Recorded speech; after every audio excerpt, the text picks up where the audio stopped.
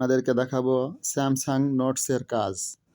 আপনাদের দৈনন্দিন জীবনের কাজকে সহজ করে দিবে স্যামসাং নোটস ব্যবহার করলে। নোটস যদি আপনার মোবাইলে না থাকে, স্যামসাং মোবাইল হলে অবশ্যই ডিফল্টভাবে স্যামসাং নোটস দেওয়া আছে। আর অন্য কোনো ডিভাইস ব্যবহার করলে আপনারা প্লে স্টোর থেকে স্যামসাং নোটস লিখে সার্চ করে ডাউনলোড করে নেবেন। আমি আজ সরাসরি অ্যাপে চলে যাচ্ছি। আমার মোবাইলে স্যামসাং স্যামসাং নোট, এই যে আমার স্যামসাং নোটস অ্যাপটি দেখতেছেন, এই অ্যাপসটি আমি অন করলাম। এই অ্যাপসটির উপরে ট্যাপ করবেন। ট্যাপ করার পরে আপনাদের এরকম একটা ইন্টারফেস আসবে। এই ইন্টারফেসে আপনারা আপনারা এই যে থ্রি ডট দেখতেছেন, এটা হচ্ছে থ্রি ডট। এখান থেকে আপনি আপনার মেনু বারে যেতে পারবেন। যাক, এখান থেকে আপনাদেরকে আগে সেটিংটাকে দেখিয়ে দিই। এই যে সেটিং, এখান থেকে আপনি অ্যাপের সেটিংটাকে কমপ্লিট করে নেবেন। চলেন আমরা সেটিং কিভাবে কমপ্লিট করতে হয় দেখিয়ে দিই। সেটিং কমপ্লিট করতে আপনাকে এই সেটিংয়ের উপরে ক্লিক করবেন। ক্লিক করার পর আপনাদের এরকম একটা ইন্টারফেস আসবে। এখানে আপনারা দেখছেন স্যামসাং নোট সেটিং, এখানে ট্যাপ করবেন। এখানে ট্যাপ করার পর আপনারা দেখছেন এরকম একটা ইন্টারফেস আসছে। এখানে এখানে আপনারা অটো সেভ নোট এটাকে অন করে দিবেন। শো লিঙ্ক ইন নোটস এটা অন করে দিবেন। এটাকে অন করে দিবেন। তারপরে যা সেটিং আছে এরমই থাকবে। পরবর্তীতে আপনারা আবার এখান থেকে ব্যাক বাটন প্রেস করবেন। ব্যাক বাটন প্রেস করে ব্যাকে চলে যাবেন। ব্যাকে আসার পর আপনাদের এরম একটা ইন্টারফেস আসবে। ইন্টারফেসে আসার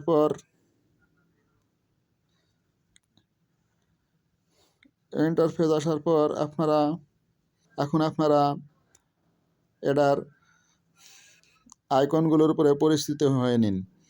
এটা দেখতেছেন, এখানে চাপ দিলে আপনারা এরম একটা পেজে আপনাদেরকে নিয়ে যাবে। চাপ দেন।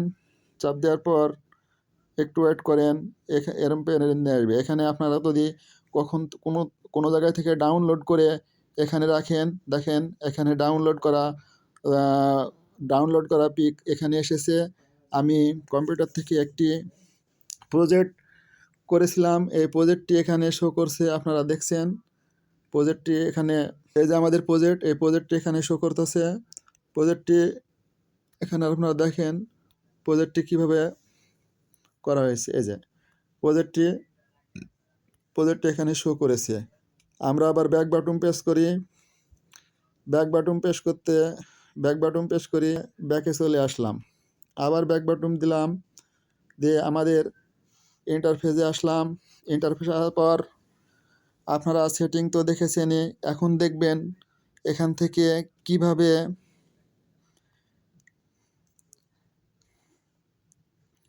এটা দেখতেছেন সার্চ অপশন। এখান থেকে আপনার যেসব ফোল্ডার করা আছে তা সার্চ করে দেখতে পাবেন। আর এটা দেখতেছেন থ্রি ডট অপশন, এখান থেকে আপনারা চলেন এখানে যে আপনাদেরকে দেখিয়ে দিই। থ্রি ডট অপশনের ভিতরে এই তিনটা অপশন আছে। এখান থেকে আপনারা এই থ্রি ডটে ক্লিক করবেন। ক্লিক করার পর আপনারা দেখছেন আমার এখানে যে ফাইলগুলোকে অন করা আছে এগুলো দেখতেছেন। ওয়াল নোটস, মানে আমার নোটে 14টি ফাইল আছে সর্বমোট দেখাতেছে। তারপর আপনাদের শেয়ার নোটস দেখাচ্ছে, রিসাইকেল বিন দেখাচ্ছে, ফোল্ডার দেখাচ্ছে,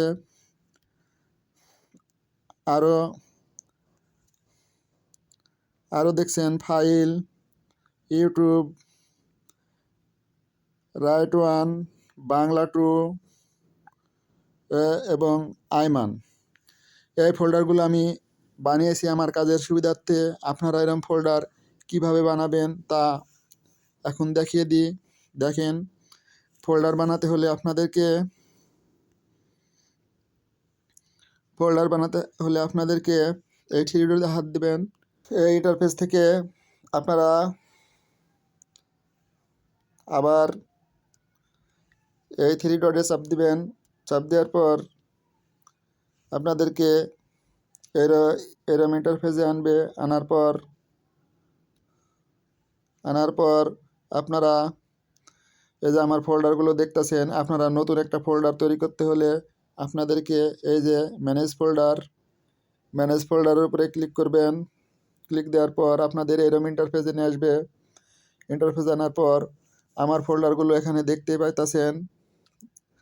আপনারা আবার আপনাদেরকে নতুন একটা ফোল্ডার করতে হলে ক্রিয়েট ফোল্ডার এখানে ক্লিক করবেন। ক্রিয়েট ফোল্ডার ক্লিক করার পর দেখেন আপনাদেরকে ফোল্ডার তৈরি করার একটা পেজ দিয়েছে। এখানে আপনার কাঙ্ক্ষিত ফোল্ডারের নাম এখানে আপনার কাঙ্ক্ষিত ফোল্ডারের নামটি লিখবেন। লেখার পর এই যে শ্যাডো বলগুলো দেখতেছেন, এখান থেকে আপনার ফোল্ডারের বিভিন্ন কালার অ্যাড করতে পারবেন। আমি আপনাদেরকে দেখিয়ে দিই। দেখেন এটাকে এভাবে ক্রস চিহ্ন চেপে ডিলিট করে দিয়ে এখানে আপনি একটা ফোল্ডারের নাম লেখেন। আমি আরিফুল ফোল্ডারের নাম লিখলাম। আমার ফোল্ডার আরিফুল নামে একটা ফোল্ডার হয়েছে। এখন আমি এটা গ্রিন চিহ্নর উপরে ওকে দিয়ে অ্যাড করে দিলাম। দেখেন আমার আরিফুলের নামের পাশে একটা মেমোরি কার্ডের মতো গ্রিন সিগন্যাল এসেছে। এভাবে আপনারা নতুন একটা ফোল্ডার তৈরি করতে পারবেন। আপনারা দেখেন এখানে একটা ফোল্ডারের পাশে মেমোরি কার্ডের মতো একটা গ্রিন চিহ্ন এসেছে। এই যে চিহ্নটা, আপনারা এভাবেই একটা নতুন ফোল্ডার তৈরি করতে পারবেন। আরও নতুন ফোল্ডার তৈরি করতে হলে আপনাদেরকে আবার ক্রিয়েট এ ফোল্ডার ক্লিক করতে হবে। যতটা খুশি ফোল্ডার তৈরি করতে পারবেন। এখন তো ফোল্ডার তৈরি করলেন, এখন এটা ব্যবহার করবেন কিভাবে চলুন আপনাদেরকে সেটাও দেখিয়ে দিই। এটা ব্যবহার করতে হলে আপনি মনে করেন আপনার এই পেন্সিল আইকনে হাত টাচ করেও সরাসরি নোটপ্যাডে কিছু লিখতে পারেন। যেমন আমি পেন্সিল আইকনে ক্লিক করলাম, দেখেন আমাকে এখানে লেখার জন্য অপশন দিয়েছে। এখন আমি এখানে youtube.com স্যামসাং যেটা মন চাই এটা আমি এখানে লিখতে পারবো। লেখার জন্য অপশন দিয়েছে। আর যদি কোনো ছবি বা নোটপ্যাড থেকে কোনো কিছু আনতে চাই, যদি কোনো ছবি আনতে চান, এখানে কোনো ছবি আনতে চাইলে এই যে পেঁচানো এখানে ক্লিক করবেন। ক্লিক করার পর আপনাদেরকে এখানে পিডিএফ আকারে কোনো দেখেন এখানে ইমেজ, এখানে ক্যামেরা, এখানে পিডিএফ ফোল্ডার দেখাচ্ছে। এখানে ভয়েস সেটিং, এখানে অডিও ফাইল, আপনারা বিভিন্ন এখানে টেক্সট ফাইল, এভাবে বিভিন্ন ফাইল এখান থেকে আপনি চাইলে আনতে পারবেন। আমি আপনাদেরকে একটা ইমেজ এনে দেখাবো। ইমেজ আনতে আপনাদেরকে এই যে ইমেজ এখানে ক্লিক করবেন। আমি এখানে ক্লিক করি, দেখেন আমার গ্যালারিটা শো করছে। এখানে শো করছে। এখানে আমার মেমোরি শো করছে। এখানে আমার গুগল ড্রাইভ শো করছে। এখানে আমার ফাইল শো করতেছে। এখানে আপনার যতগুলো মোবাইলে যতগুলো অপশন দেওয়া আছে সবগুলো আপনার শো করবে। যেখানে যেখানে আপনার ছবি, ভিডিও আছে, অডিও আছে, আপনি চাইলে এখান থেকে যে কোনো ছবি, অডিও, ভিডিও আনতে পারবেন। আমি আমার গ্যালারিতে গেলাম। গ্যালারি থেকে আমি আপনাদেরকে এই যে আমার চ্যানেলের নামের এই লগোটিকে আমি নিয়ে যেয়ে দেখাই। দেখেন আমি এখানে টাচ করলাম। টাচ করার পর ডান করে দিবেন। ডান করার পর দেখেন আমার এই যে চ্যানেলের নামটি এখানে চলে এসেছে। আপনি এখান থেকে কপি করে আবার আপনি চাইলে এখান থেকে লেখার উপরে ক্লিক করে এটাকে ছোট বড় করতে পারবেন। আবার এই যে কপি করতে পারবেন। এটাকে আপনি এভাবে হাত দিয়ে ধরে সুইপ করে আপনার পছন্দ মতো জায়গায় বসাতে পারবেন। এটাকে বড় করতে পারবেন। এভাবে এভাবে এটা বড় করতে পারবেন। এভাবে আমি আমার এটাকে পজিশন মতো রেখে দিলাম। আপনি চাইলে এখানে নিচে কিছু লিখতে পারবেন। লেখার অপশন দিছে। দেখেন এখান থেকে আমি লিখলাম আমার ইউটিউব চ্যানেল আরিফুল হক লিখে দিলাম। লেখার পর আমি এখান থেকে একবারে অ্যাপস থেকে বাড়িয়ে গেলাম। অ্যাপস থেকে বাড়িয়ে যাওয়ার পর আপনি আবার অ্যাপসে প্রবেশ করেন। দেখেন লেখাটা কিন্তু আপনার আছে। লেখা কোনো সেভ করা লাগবে না। অটো সেভ সেটিং করা যেহেতু আপনাদেরকে দেখিয়ে দিয়েছি, তাই আমার এই লেখাটি এখন দেখেন এখানে আছে। আপনারা সেটিংয়ে যে অটো সেভ করে নিলেই শুধু এই সুবিধাটা পেয়ে যাবেন। আশা